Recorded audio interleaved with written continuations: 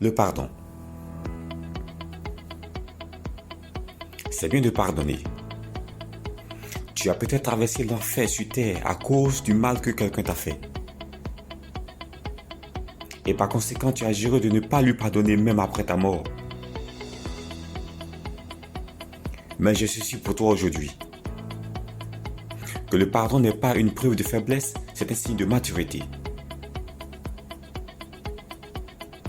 Il faut de la maturité pour pardonner à ceux qui vous ont blessé physiquement et émotionnellement.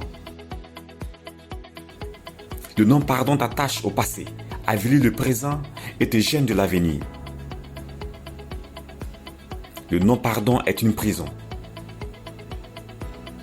Il met le destin en cage et met les victimes à l'intérieur de la boîte à dépression. Lorsque vous décidez de ne pas pardonner, vous endommagez votre joie et l'amertume s'installe. Je suis sûr que tout le monde aujourd'hui a entendu parler de Nelson Mandela, l'ancien président de l'Afrique du Sud. L'homme était un prototype du pardon. Il a invité un procureur de la République à déjeuner. L'homme qu'il a reconnu coupable de sabotage et l'a condamné à la réclusion à perpétuité.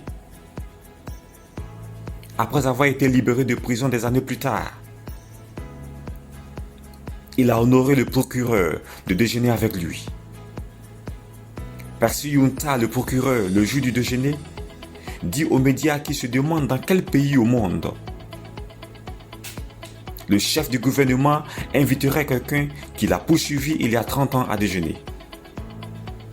Dit-il, cela montre la grande humilité de Nelson Mandela.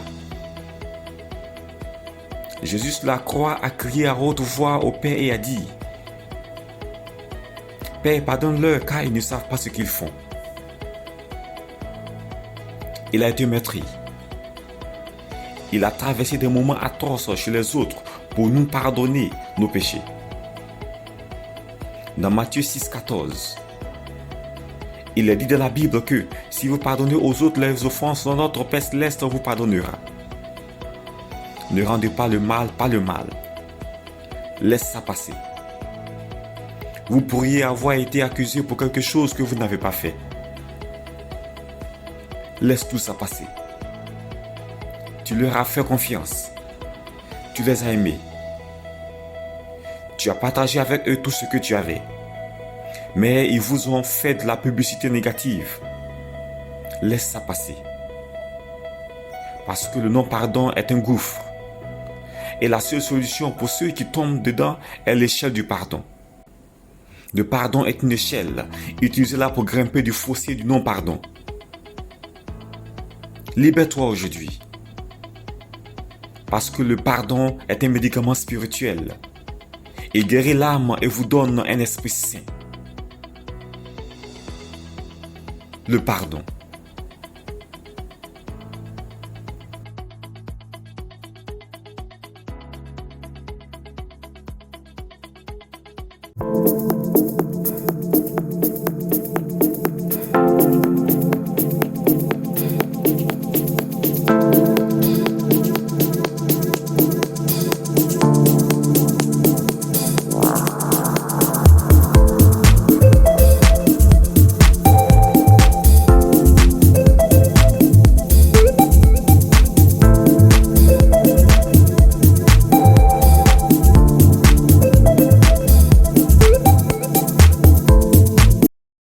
African Faith, la foi qui sauve.